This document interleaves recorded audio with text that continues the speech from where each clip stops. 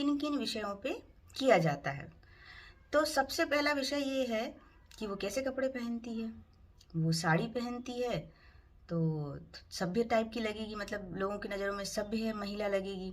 वो सूट पहनती है तो लगेगा हाँ ठीक है सूट पहनती है। अगर वो जीन्स टी शर्ट पहनती है तो थोड़ी चालू और तेज लगेगी। अगर वो स्कर्ट और टॉप पहनती है तब तो फिर पूरी तरह से चरित्रहीन ही हो जाएगी वो।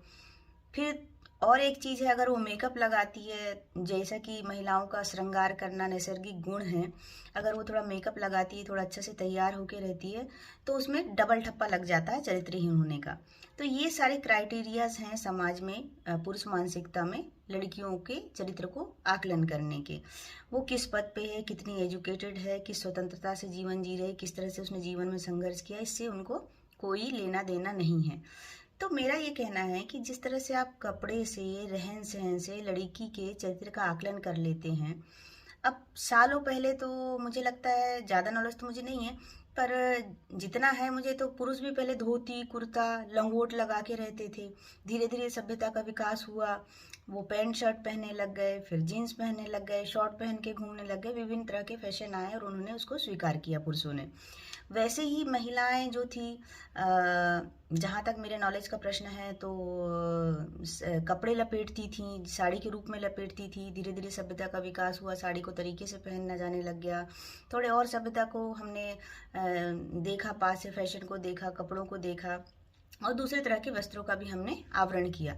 लेकिन आपने ये चरित्र का आकलन कैसे बना लिया? लड़कियां जब बदली कपड़ों को लेकर के या खुद को लेकर के, तो आपने उसको चारित्रिक रूप से जोड़ लिया। आप भी पहनिए ना धोती कुर्ता, आप भी लंगोट लपेटिए। आप क्यों नहीं लंगोट लपेट के घूम रहे हैं, धोती पहन के घूम रहे हैं? जाइए ना, आप भी 200 साल पहले, 400 साल पहले वैसे वस्त्र धारण करिए। जब आप नहीं उन चीज़ों को कर रहे हो, आप स्वयं बदले हो, तो आपको कोई आपत्ति नहीं। उस तरह से लड़कियां आपके चरित्र का आकलन नहीं करती हैं। लेकिन जब लड़कियां समय के हिसाब से वस्त्रों को लेकर के, अन्य चीज़ों को लेकर के बदली, अपने आप को प्रेजेंटेबल बनाई, खुद का ख्याल रखा, तो आपने उसके चरित्र का आकलन उसके कपड़ों से, उसके मेकअप से करना चालू कर दिया। ये तो कोई न्याय नहीं है। और मुझे लगता है ये वीडियो डालने के बाद में वो लोग ज़रूर देखेंगे, और मैं उनको बता दूं कि हाँ, मैं हीरोइन हूँ अपने जीवन की। और एक हीरोइन की जीवन में ज़रूरी नहीं कि सब कुछ अच्छा ही हो, सकारात्मक भी हो।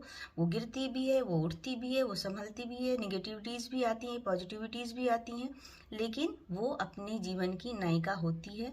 तो मेरा तो इस वीडियो के माध्यम से सभी लड़कियों को, महिलाओं को यही संदेश है कि आप चाहे जिस भी प्रोफेशन में हो, चाहे आप हाउसवाइफ हो, या व्यवसाय करती हो, या जॉब करती हो, या जिस भी तरह का आप काम कर रही हैं, अपने जीवन की नायिका आप खुद हैं, अपने जीवन की हीरोइन आप खुद हैं। और गर्व से बोलिए कि हाँ, मैं हीरोइन हूँ।